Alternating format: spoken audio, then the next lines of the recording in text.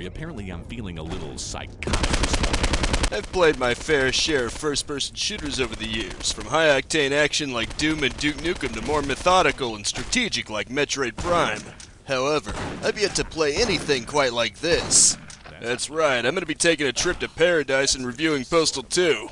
And I figure I may as well throw in the weekend expansion as well as Paradise Lost since they're all part of the same whole.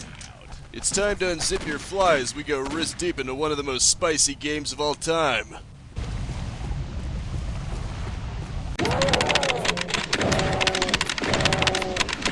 Just in case the opening or the footage you're currently looking at wasn't enough of a clue, Postal 2 is a first-person shooter.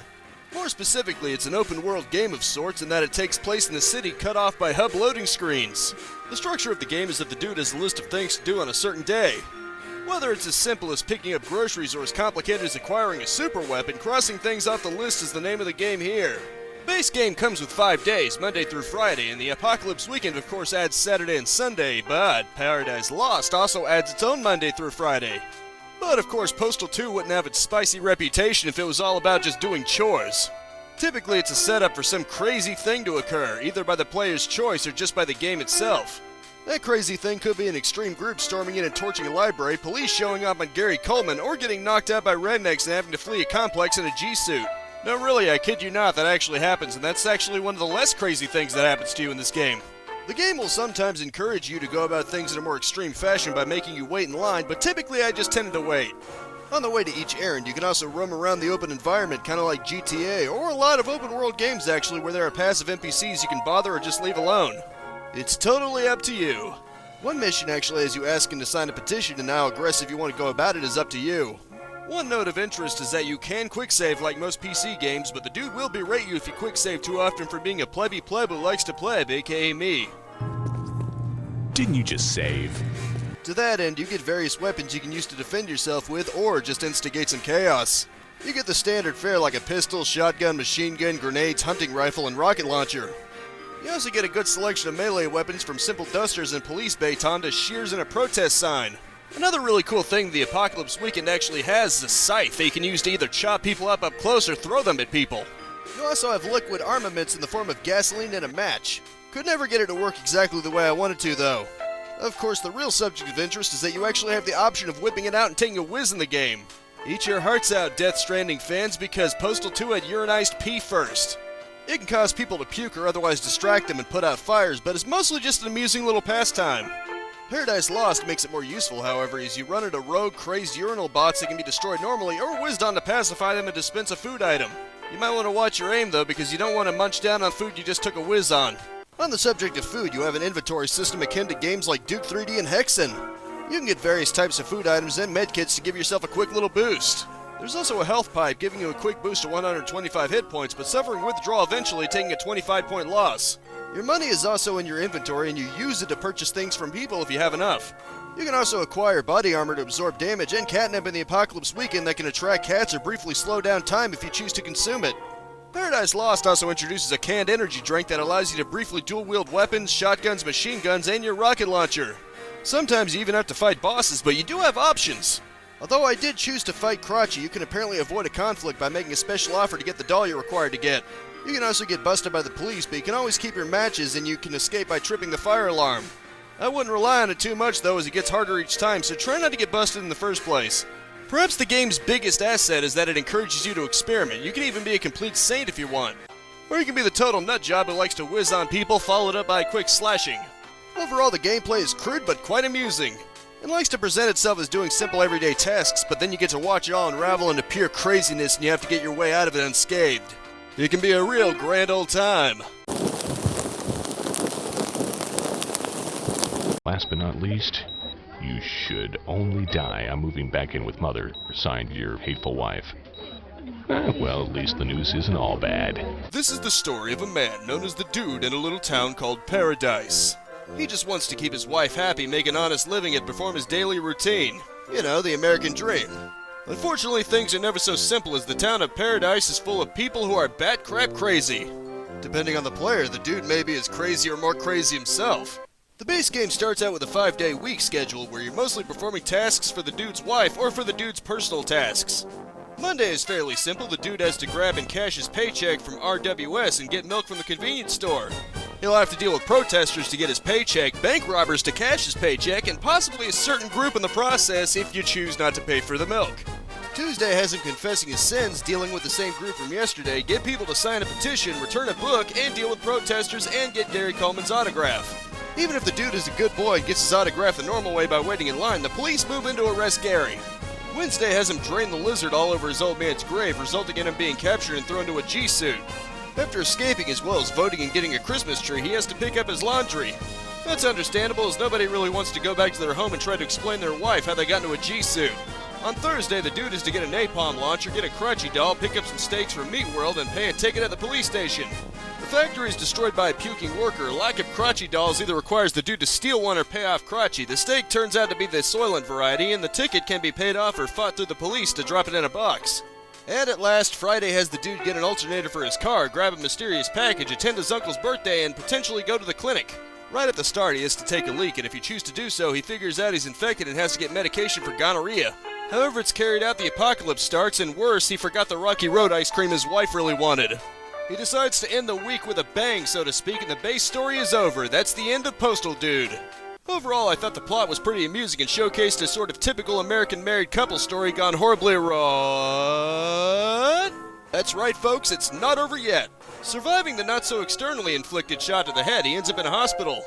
His wife left him their trailers repossessed and their dog Champ's about to be put down. That's right, it's the apocalypse weekend. Saturday involves the dude getting more money by donating his bodily fluids, as well as escaping the suddenly warping hospital, axing some zombies to grab a bite, offing 21 mad cow disease bovine, and retrieve the gold master of Postal 2. Yeah, retrieving the gold master of his own game. Top that one, Mr. Deadpool. Sunday starts out with the dude in Vince's safe house, and it's under attack by some foul-mouthed zombies. After knocking out 80 of them, the dude is employed to ice 10 elephants. After that, the dude grabs some serious radioactive firepower to deal with Bullfish Interactive and rescues Champ from the pound. After that, he has to defeat the demon cow version of Mike J, escaping from paradise before his payload goes off. Now this is where Postal 2 was supposed to end, with Postal 3 picking up where it left off. On its own, it's quite an amusing story of escalating tension ending with a big boom. However, it's still not over yet. Presumably inspired by the badly managed Postal 3, RWS pulled a Toriyama and made Paradise Lost DLC for Postal 2. This DLC has its own 5 days, so let's get to it. Monday, of course, starts with the apocalypse weekend left off, with the dude and Champ escaping paradise. However, Champ runs out and chases after a cat, and after suffering from the head wound, the dude crashes his car and goes into an 11-year coma. The dude asks about his dog, prompting people all around him to panic. One of them finally encourages him to seek out the wise man. After looking for Champ in animal control and having to deal with yet more protesters, he decides being in a coma has left him a little bit hungry. The dude also starts hearing a voice encouraging him to commit certain acts. Coincidentally, he just so happens to sound like the Postal 3 dude. I'm plenty large already, if you catch my drift, honey. Whatever you choose to do, wild dogs soon attack the restaurant. The dude finds out that they've been serving dog meat.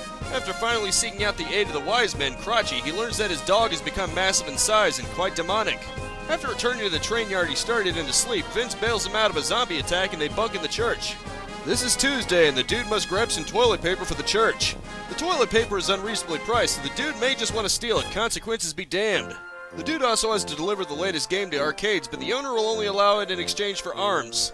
Or the dude can just listen to the voices in his head and just forcefully install it in empty arcades. Afterwards, the dude has to take down PU Games as their competitors to RWS, taking out the CEO in the process. As dude makes his way back to the church, he's ransacked by zombies, and while trying to escape, he's captured by zombies and the demonic Mike from before. Enter Wednesday. The dude now has to take orders from Mike to avoid becoming zombie chow. He must get charity money with the alternate voice, suggesting getting Zach to cough up some bills, which would require you to fight him. He also has to fetch a breast pump in exchange for milking some cows, and finally he must gather parts for an AC unit from a junkyard, a merchant shop, and a crazy group worshipping one of the parts. However, Mike reveals that his bride-to-be is the dude's ex, whom he has to beat down Kill Bill style. After his ex becomes bloated once more, the dude is kidnapped and brought to Gary Coleman. Now Thursday, the dude must get some cure chemicals, which turn out to be booze, and get mechanical stilts for Gary by fighting through urinal claptraps. He must also sabotage karaoke night. You could just shoot up the place, but I mean, come on, the dude's singing is too hilarious to pass up. Oops, I nuked you again. I pressed the button. Wiped out society. Of course, you end up having to recover the cure because it's stolen. Gary adds a special little ingredient to finish off the cure, but the dude thinks it's a good idea to test it out, so he uses it on Big McWillis and accidentally kills Coleman, forcing him to flee the angry Munchkins. He gets out but runs into a certain group, but apparently they're all peaceful now. And now it's time for the real finale of the game, because it's Friday. The dude has to get some explosives in a cap to blow open a hatch to get Champ, and he also has to get some special herbs for the group. However, the dude also accidentally reminds them of their promised reward for offing them, and he has to run being chased into the underground for Champ.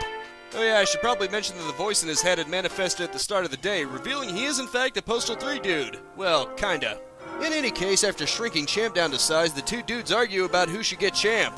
The dude must now put down his ex once and for all, once while she's in demonized form.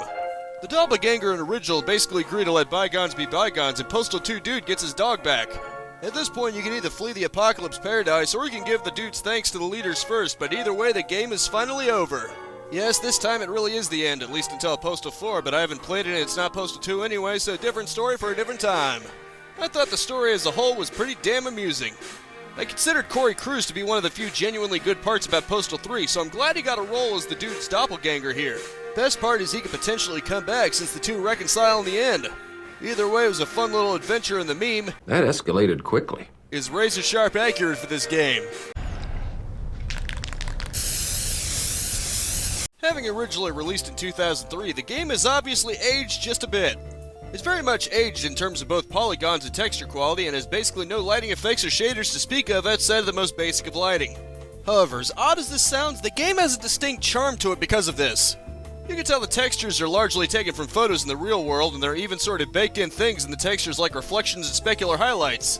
Interestingly, raised areas in the terrain have visibly stretched textures, must have been used with a terrain tool like the kind you'd see in something like Unity. Probably the most interesting thing graphically is how liquids work. You can urinate and pour gasoline down as well as induce people to puke or make them bleed. Amusingly, whipping it out to urinate doesn't make a new type of model or showcase any type of nudity. Instead, a sensor bar is just slapped over where the dude's junk would be. Perhaps the part that's aged the poorest, however, is the loading zones. Each area has a loading screen and can last a while, even on more modern hardware. Paradise Lost doesn't really up the game from a technical level, it is using the same engine after all. That being said, it interestingly adds thematic zones that were apparently brought about by the explosion.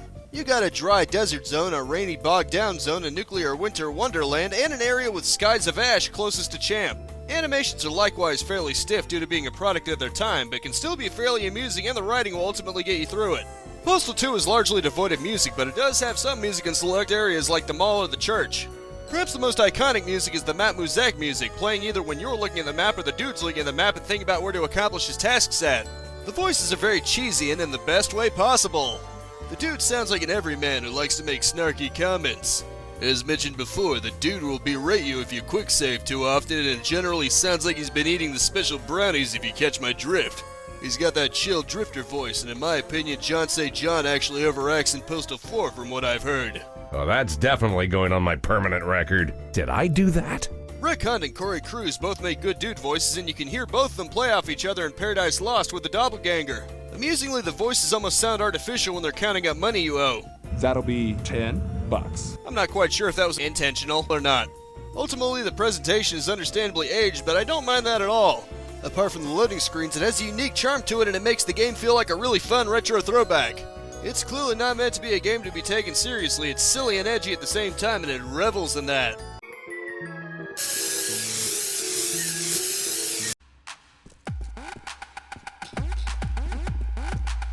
Postal 2 got its reputation as a very spicy game with very spicy content. While it does have that, it's really not that much worse than what you'd expect to find in something mainstream like Grand Theft Auto. Really, how much of a psycho the dude is depends on you, so you really have no excuse. It's a surprising amount of fun for feeling so dated, and I'd recommend it for anyone who wants to have a silly, fun little absurd game. Also, you should probably have reptilian thick skin, because this game will push the envelope quite a bit. That reputation may be a bit of a stretch nowadays, but it's not completely unearned. If you can look past that, there is actually a really fun game to be had here, unlike Hatred. This has been my review of Postal 2. Thank you so much and have a killer day. Hey.